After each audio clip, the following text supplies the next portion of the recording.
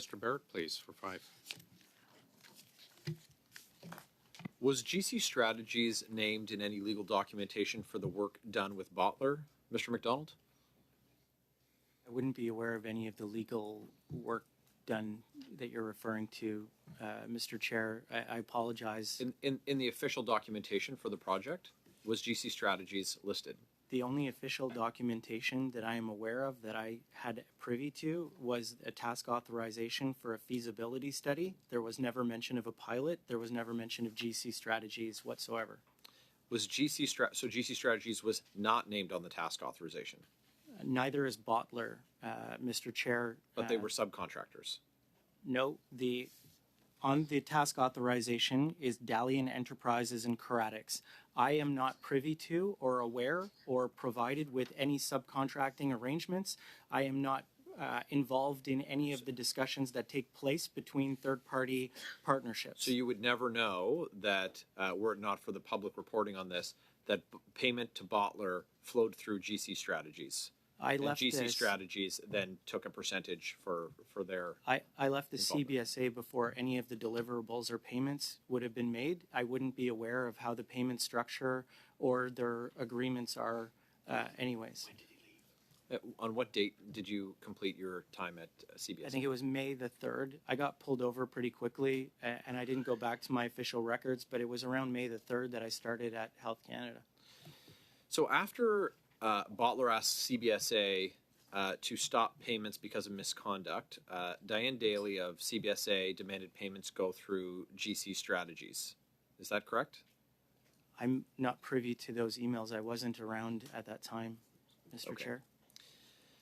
So you've said that you're not friends with Mr. Firth of GC Strategies. Is that correct? That is correct. And you didn't have much to do with him? I didn't. I've met Mr. Firth 3 times out of an office place in my entire life. And you see, it appears that you placed a high amount of trust in him to deliver on a project that you deem to be of exceptionally high importance. That's the appearance of it. Why? Mr. Chair, the only thing I can tell you about my experience and the only time I had worked with Mr. Firth before Botler was ArriveCAN, and I can tell you that the consultants that he brought to the table delivered. And I recognize that not everybody likes the policies of ArriveCAN, but we delivered and delivered and delivered. And that year that I was on, we never missed a deliverable once. In fairness, I would say you delivered a very expensive price tag to Canadians, and you delivered a lot of Canadians into quarantine who did not meet the necessity to have been ordered into quarantine. They were illegally detained. So those are also outcomes for that project as well. We've heard one witness who was caught lying to this committee. The committee that was on full display, and we've heard assertions that there have been others. So we see that there's, based on the allegations that we've heard from Botler, that there's a network of people not following the rules, that they're breaking the law. That's why there's an RCMP investigation, and you've pushed yourself quite hard against this so that you're not associated with it. I'm very curious about the motives of everyone involved, about the people who would be lying. And so I'm going to ask you a couple questions. I'd like you to respond as quickly as possible, please. Was Mr. Firth honest and truthful in all of his presentation and responses to committee based on what you know? No.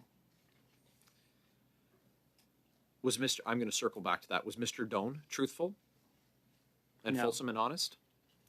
Was Mr. Osowski truthful and honest in his presentation to this committee? I couldn't say more than I don't know that he really represented or stuck up for the people that I would have expected him to. Was Miss O'Gorman truthful and fulsome and honest? I wouldn't think so. Would you be able to detail for this committee in writing the areas where they were dishonest and not fulsome in their replies? Yes. Okay. And would you be able to undertake to provide that to the committee in, what's the standard time, Chair?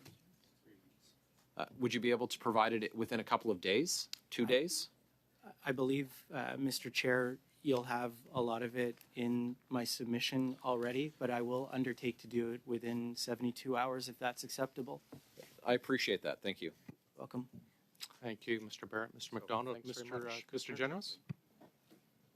Thank you, Chair. GC Strategies clearly got a very good deal here, so it really matters in terms of getting to the bottom of this, who made the decision to hire GC Strategies.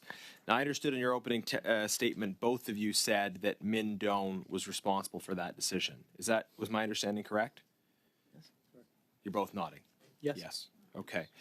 Mr. Doan very clearly and very explicitly testified before this committee when he appeared on October 24th that they were investigating who, trying to find out who, and to his knowledge, they weren't aware who.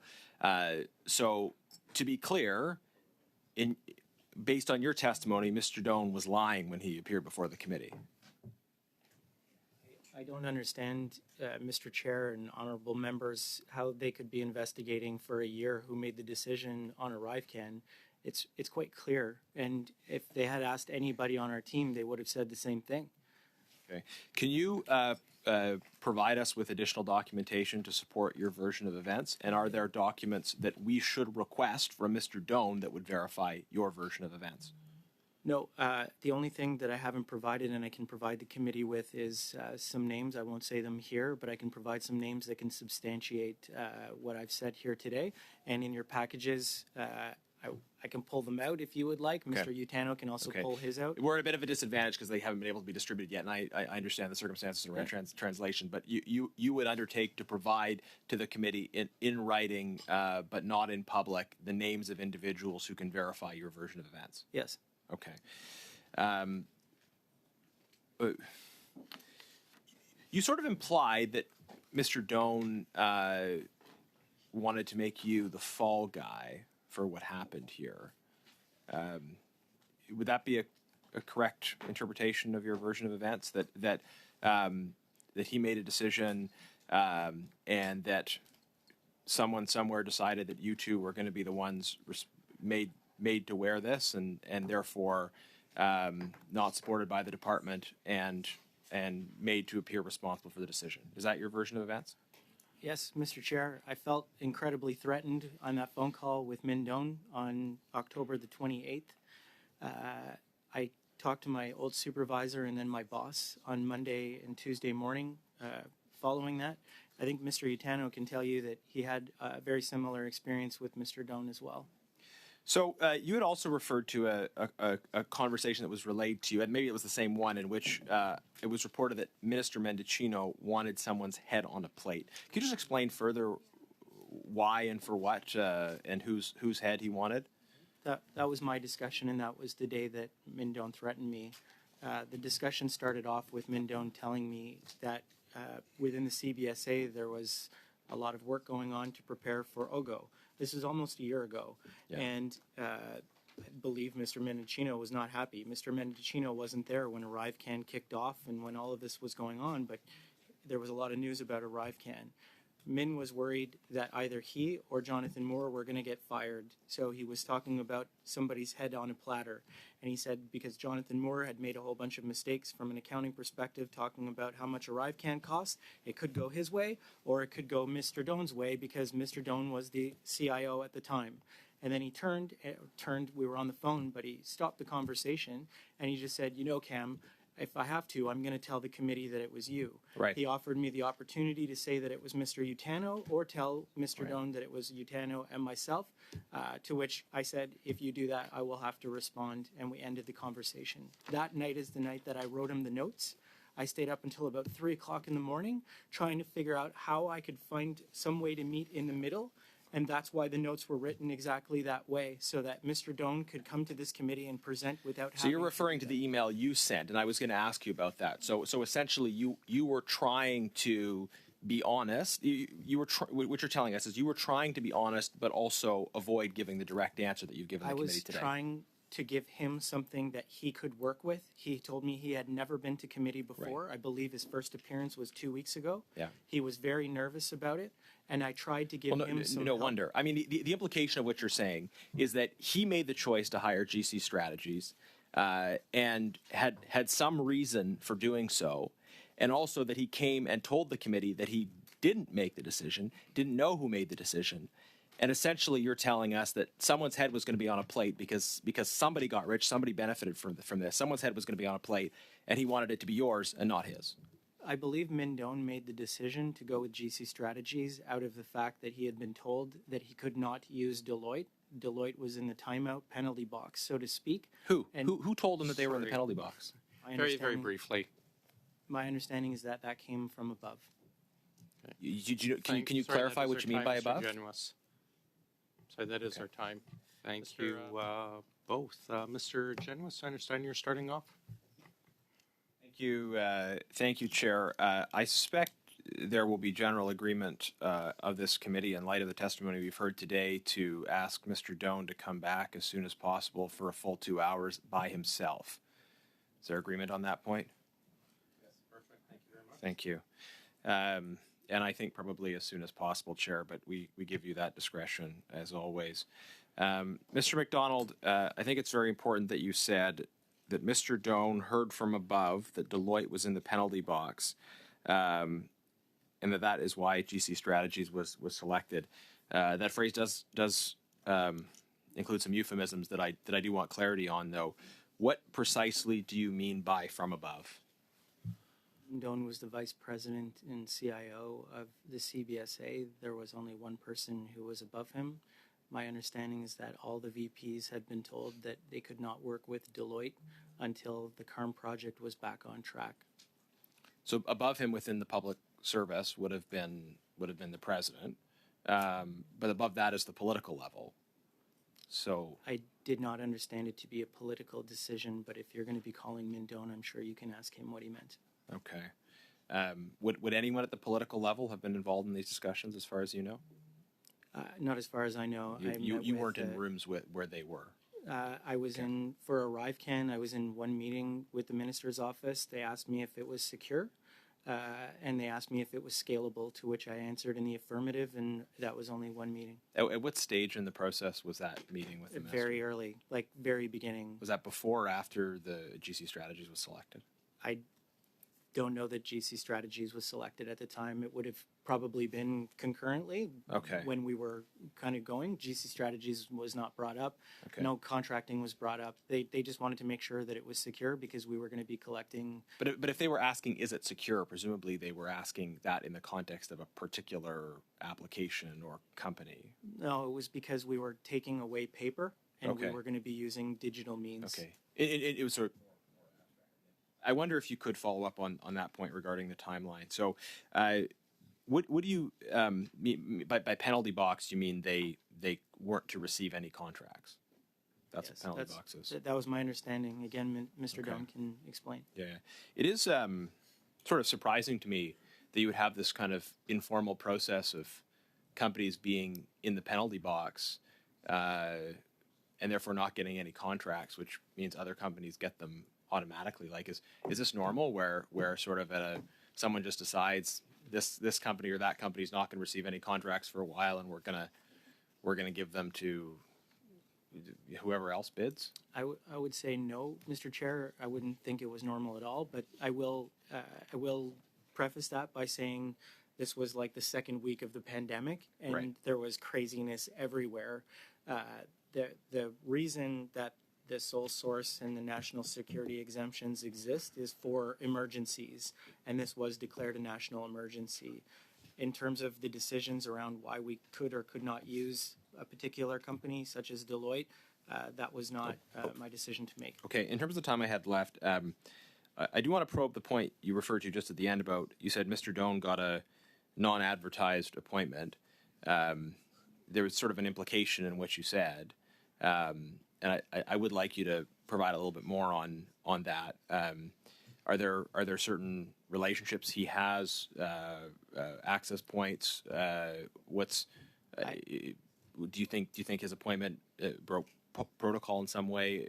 What were you sort of getting at with that comment? Well, Mr. Chair, the only thing I can say is that it was alluded to or inferred that I had benefited because of ArriveCAN at this committee, and that I had gotten a promotion because of my work. And I wanted to make sure this committee was aware that I fully competed in a competitive process that was open and fair, and that I had resulted as being in a pool, and I was selected afterwards. Mr. Utano as well fully competed in a process. The others can speak for themselves as to how they are selected, but my base assumption is that when I left the CBSA, Mr. Doan was in EX4, Right. and he was promoted to an EX5, as well as others were promoted in the agency. And just finally, to put a sharp point on the process of selecting GC strategies. So Min Doan chose, and part of why he made that choice is because Mr. Osowski, who was the president at the time, had told him Deloitte's a no. Is that? I will let Min Doan answer for why he discounted Deloitte. I told you already what I heard from Mr. Doan. I had brought my boss 2 options. I came out with one and the decision to go. I went. He was aware that I went forward with it, obviously, because we built ArriveCAN and we delivered it. I left about 13 months after ArriveCAN was kicked off. Mr. Utano continued it. Mr. Doan was the CIO for the entire time. When this committee started asking questions, Mr. Doan was still the CIO. Thank you very Thank you. much. No worries. Mr. Sousa. Mr. Brock. Thank you, Chair. Thank you, Mr. McDonald, for clarifying your secondary residence. There was quite an issue last Thursday as to whether or not cabin, camp, tent, chalet. So thank you for clarifying that. Another area I want clarified, sir, and I've listened very carefully, and if you said it once, you may have said it half a dozen times, as well as you, Mr. Utano, in terms of being very unequivocal in your responses that it was Mr. Doan who was responsible for retaining GC strategies with respect to this Botler contract. And I just want to confirm that again. That is correct. That is your evidence, correct? I will try and say it to you as clearly as I can, but I need a minute, and I will give you as much time as you want. I don't have a hard time Can you to leave. reduce it to 30 seconds? Mr. Doan saw the proposal that I sent him after I received it and Okay. asked for a meeting. Mr. Doan had a meeting with Botler and saw a demo. Mr. Doan told me to get them ready for an executive presentation. Okay. I have my notes there in there. The president, the VP of HR, the CFO, and others saw the Botler presentation. They were interested in it, and there was general consensus that we should go ahead with some work. I worked with my peers at the DG level to develop a statement of work, which was for a feasibility study, not a pilot. Okay. I emailed my boss and told him I was using an existing contract, and I sought permission to go ahead, and I received endorsement to go ahead. Okay. Again, you and Mr. Utano did not specifically seek out GC Strategies to be the ghost contractor, correct? No, we received a proposal from Botler and GC Strategies. The answer is correct. Correct. How do you then reconcile, sir, and this is a question to you, Mr. McDonald, a year and a half after you leave the CBSA, you write an email to Mr. Doan as well as other members of CBSA, Ms. Sabarin, Mr. Utano, and Mr. Bird, October 29th, 2022, and I'm quoting various passages in this particular email attributable to you. You asked me for advice on the key question of why GC Strategies, but I also think we are all grappling with who selected GC Strategies. If you're so unequivocal today, November the 7th, 2023, why were you equivocal on the 29th of October, 2022? As I explained, Mr. Chair, I wrote that email to Min Doan after I had been threatened. I wrote that email trying to give Min Doan words Okay, that thank you. he could use at this committee. Thank you. I'm going to caution you as well, sir. If you don't want to answer this, I can understand your lawyers are present, but there is some really damning information in this email, which in my view, as a former prosecutor, encroaches upon criminal law in terms of interfering with witness testimonies. You're actually specifically coaching them on what to say with anticipated questions put to them. I'll give you some examples. suggest, I will start by saying that I'm not personally familiar with GC strategies during the time in question. If pressed, come on, we want some accountability here. Who decided? How did this company get a contract for almost $9 million? Who made money off of this? Who is getting rich off of taxpayer dollars? Mr. Chair, I stand by my statement, and I don't believe there was a single person, and I'm not actually aware of any rules being broken or wrongdoing. This is not how we operate at CBSA. Why are you coaching witnesses who've been compelled to attend at a committee to tell the truth? What on earth compelled you to give these suggested answers to them, sir? Mr. Chair, I was emailed by Mindone a briefing package. I believe it was Wednesday of that week. Did he ask for your advice on what to Yes. say? He asked me for my help. He Did wouldn't he even ask call. your advice on what to say at committee? He asked me for feedback on his briefing. I'll ask He again. told- Did he ask your advice on what to say at committee, sir? Yes or no? Generally, yes. And the reason why I can say that is because his briefing package was just full of facts and data, and it had no verbiage.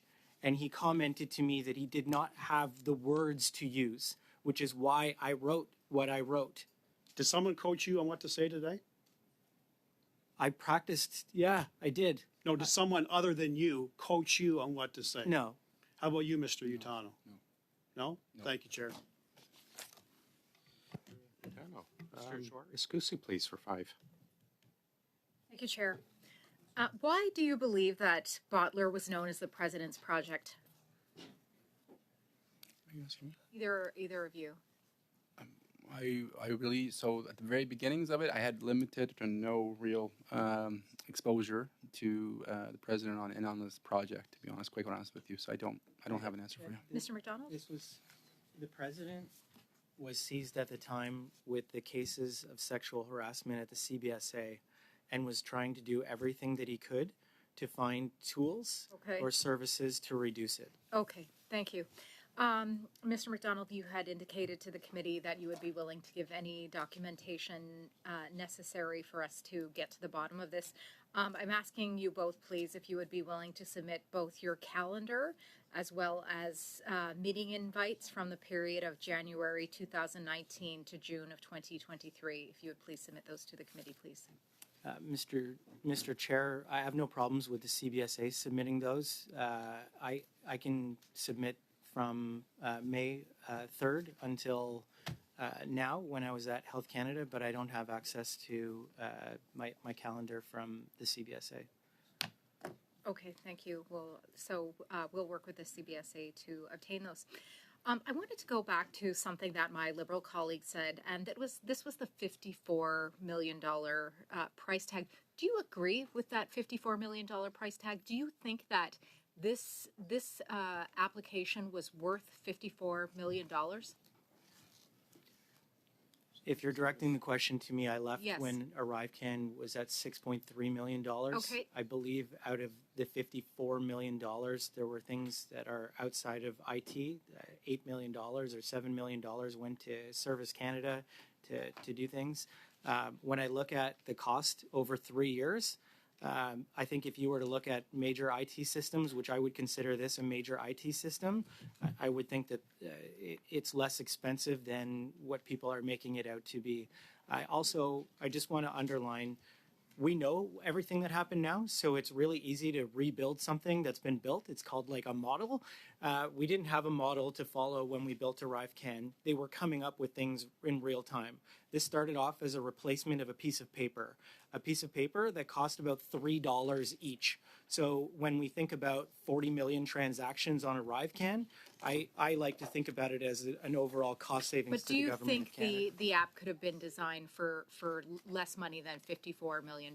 I think if you had have taken an approach of knowing all of the business requirements when you start, we probably could have saved some money, but we didn't know what the requirements were. We didn't know what waves of the variants were going to be, and we didn't know how to necessarily, well, I'll leave the politics aside.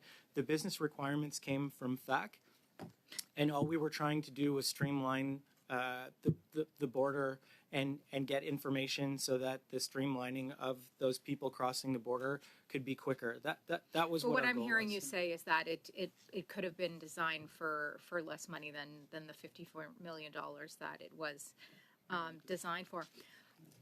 Did you want to add something briefly, Mr. Gaetano? So I would agree with that comment in a normal circumstance and not a pandemic. I think so. And number two, and we were on that trajectory of developing our employees to become autonomous in this capability and these skill sets. But it just takes time. Unfortunately, the pandemic hit as we were trying to establish that. Oh, okay. Yeah, exactly. My $9 million to GC strategies, that money certainly could have been saved there.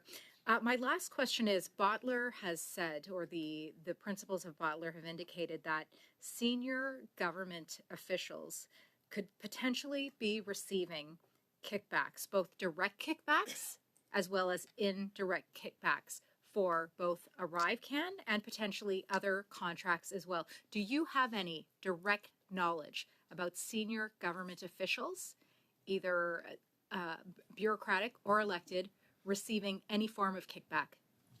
I have absolutely no knowledge of any senior bureaucrat receiving kickbacks. I can honestly tell you that I have never received one, and I competed for my job, as was opposite to the inference that was made at this committee. And that's my testimony as well. I'm not aware of anybody who's receiving these sort of kickbacks.